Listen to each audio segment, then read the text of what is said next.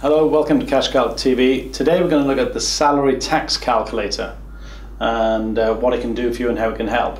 Now, the reason we actually built this one is because my daughter, who's a junior doctor, actually rang me one day and said, "Dad, I've got my payslip. I haven't got a clue what it means and what my stoppages are for, etc." So actually let's have a look at it, and I'll put her in as an example.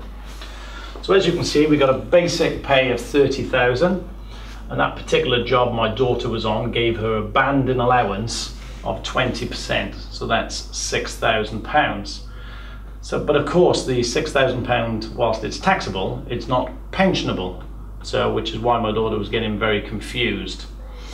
She'd always also moved from one NHS trust to another, and they hadn't brought her personal allowance across. So we've built this calculator that you can do all of the options.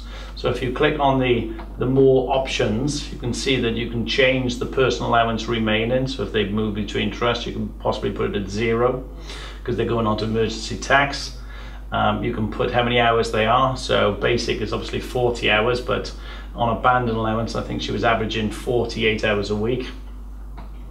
Pension contribution for that level of earnings in the NHS is 9.3%, and sadly my daughter's got a student loan and she's on plan 1. The pension is contracted out, and if you just click calculate there, you can clearly see that on an annual basis she's taking home £24,000 a year. So you can look at what the monthly is, and just to cheer my daughter up, she's done her many years as trained as a doctor, working weekends, and she takes home £9.68 an hour. But it's quite a useful little calculator. They didn't have her earnings correct, but I was able to show her what they should be once they'd got her personal allowances sorted out correctly.